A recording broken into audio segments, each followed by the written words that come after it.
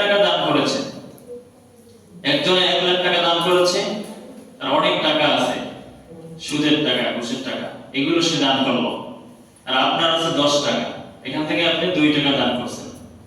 এটাকে আল্লাহ লালন পালন করে পাহাড় সমান নেকি করে আপনার আমলনামায় লিখে দেবে। সুবহানাল্লাহ।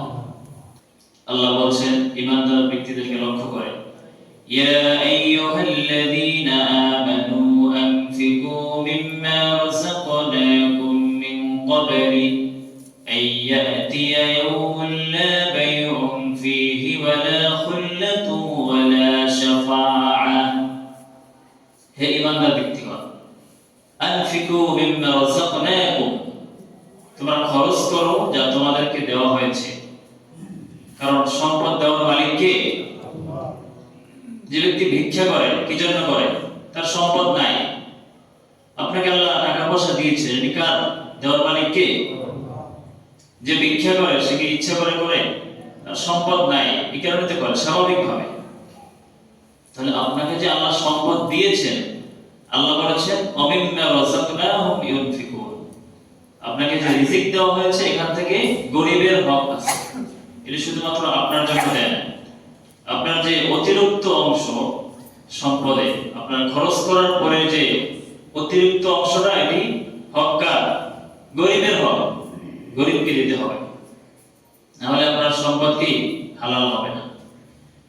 ওই দিন আসার আগে কোনো বন্ধুত্ব থাকবে না, কোনো সুপারিশকারী থাকবে না, ওই মুহূর্তে এই দান আপনার জন্য সুপারিশ করবে। সুবহানাল্লাহ। আল্লাহ সুবহানাহু ওয়া তাআলা ইরশাদ করছেন, আপনি যদি 1 টাকা দান করেন,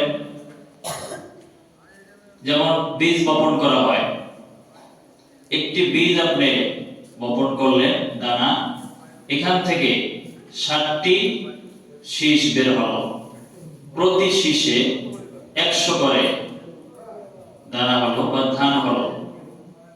তাহলে 60টি শীষে যদি 100 করা হয় কত হয়? 700। এই উদাহরণটা আল্লাহ দিয়েছেন কোরআনে সূরাতুল বাকারার মধ্যে।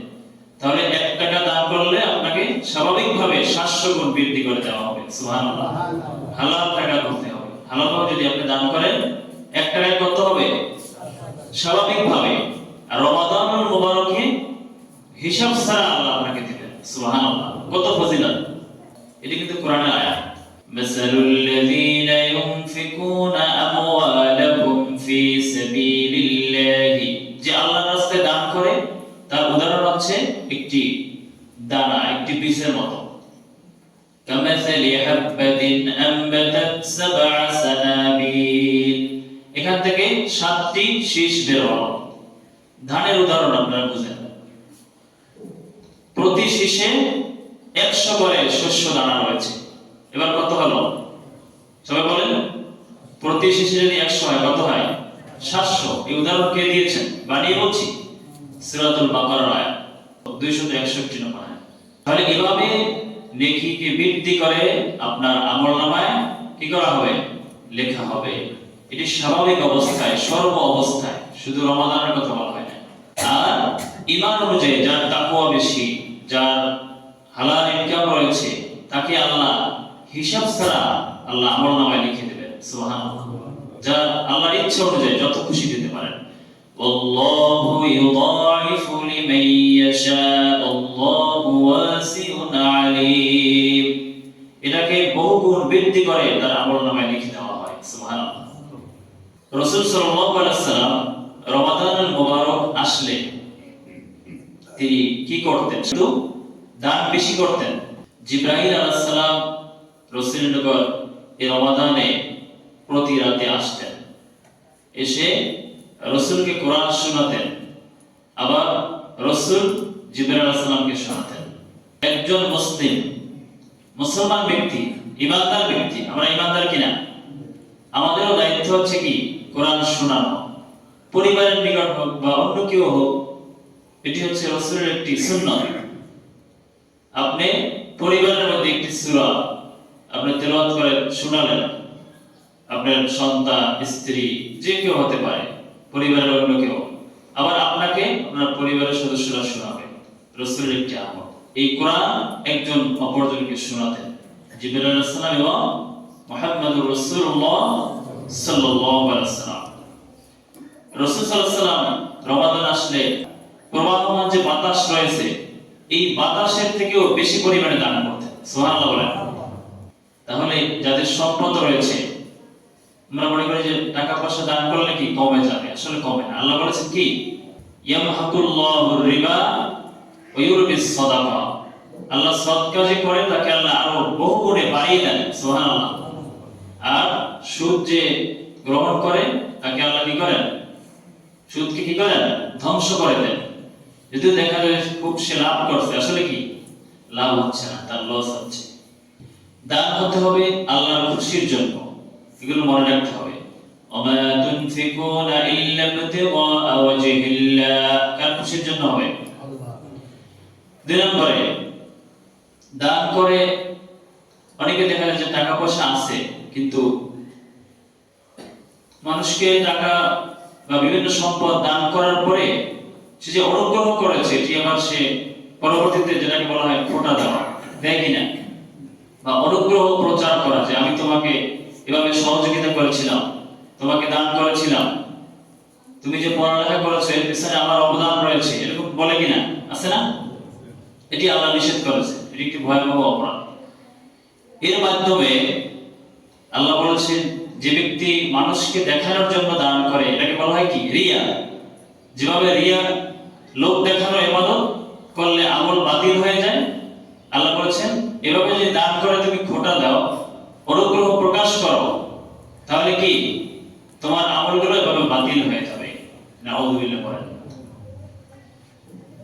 আল্লাহ বলেন আল্লাযীনা ইউনফিকুনা আমওয়ালাহুম ফি সাবিলিল্লাহি সুম্মা লা ইউতবিউনা মা আনফাকু মান্নাও ওয়ালা আযা। আল্লাহর রাস্তায় দান করার পরে সে প্রচার করে বেড়ায় না যে আমি তোমাকে এই দিয়েছিলাম সেই দিয়েছিলাম, বলে কিনা অনেকে, এগুলো বলা যাবে না। এবং কাউকে কষ্ট দেয় না, তার জন্য রয়েছে তার মালিকের নিকট মহা পুরস্কার। লাহুম আজরুহুম ইনদা রাব্বিহিম ওয়া লা খাউফুন আলাইহিম ওয়া লা হুম ইয়াহজানুন। কিয়ামতের কঠিন ময়দানে এই দান তার জন্য উপকারে আসবে এবং তার কোনো ভয় থাকবে না, কোনো চিন্তা থাকবে না। সুবহানাল্লাহ। এই পয়েন্টটা বলে শেষ করে দিচ্ছি আজকে, পরবর্তীতে ইনশাআল্লাহ আমরা আলোচনা করব যদি আল্লাহ তৌফিক দান করে। যে আল্লাহ বলেছেন যদি দান করতে না পারো, যেমন জাহান্নামে যাওয়ার একটি কারণ বলা হয়েছে যে জাহান্নাম থেকে প্রশ্ন করা হবে কেন জাহান্নামে আসছো, সে বলবে লাম নাকু মিনাল মুসাল্লিন ওয়া লাম নাকু নুতঈমুল মিসকিন, মিসকিনদেরকে খাবার দেই নাই। তাহলে অনেকে দেখা যায় যে গরিব আসলে বা মিসকিন ফকিরেরা আসলে টাকা পয়সা দেয় না, ওটারও ধমক দেয়, আছে কিনা, আছে না? আল্লাহ বলছে যে তুমি না দিতে পারো কওলুম মা'রুফ ওয়া মাগফিরাতুন খায়র, তাহলে তুমি ভালো কথা বলো। ভালো কথা বলাটাও কি, দান করার পরে অনুগ্রহ প্রকাশ করা বা খোটা দেওয়ার চেয়ে ভালো কথা বলা আরো উত্তম। সুবহানাল্লাহ বলেন। যেন গরিব মিসকিন অসহায় তাদের নিকট আপনি কি ভালো কথা বলতে হবে, ধমক দেওয়া যাবে না, কিন্তু জাহান্নামীদের স্বভাব। যেই দানে কষ্ট, দান করার পরে তাকে কষ্ট দেওয়া হয়, তার থেকে ভালো কথা বলা কি উত্তম। আল্লাহ বলেন ইয়া আইয়ুহাল্লাযীনা আমানু লা তুবতিলু সাদাকাতিকুম বিল মান্নি ওয়াল আযা। দান করার পরে আল্লাহ বলেন তোমাদের দানকে তোমরা বাতিল করো না, তাদেরকে খোটা দিয়ে অথবা কষ্ট দিয়ে তোমার আমলকে বাতিল করো না। রমাদান যেহেতু চলে এসেছে, পরবর্তী আলোচনা ইনশাআল্লাহ আমরা এর পরবর্তীতে করব। যে বিষয়টি আলোচনা করলাম সর্বশেষে যে দানের বিষয়, আমরা রমাদানের শুরু থেকে সর্ব অবস্থায়, বিশেষ করে রমাদানের যে দানের ফজিলত, স্বাভাবিক অবস্থায় দানের এত ফজিলত, তাহলে রমাদানের ফজিলত কি হিসাব ছাড়া আল্লাহ আপনাকে দান করবেন। এজন্য এখন থেকে এই শুরু থেকেই আমরা দানের জন্য আমরা প্রস্তুতি গ্রহণ করব, বেশি বেশি যাদের সম্পদ রয়েছে আমরা দান করার চেষ্টা করব। গরিব অসহায় ফকির মিসকিন যারা রয়েছে এদেরকে আল্লাহ আমাদেরকে সঠিকভাবে আমল করার তৌফিক দান করুন।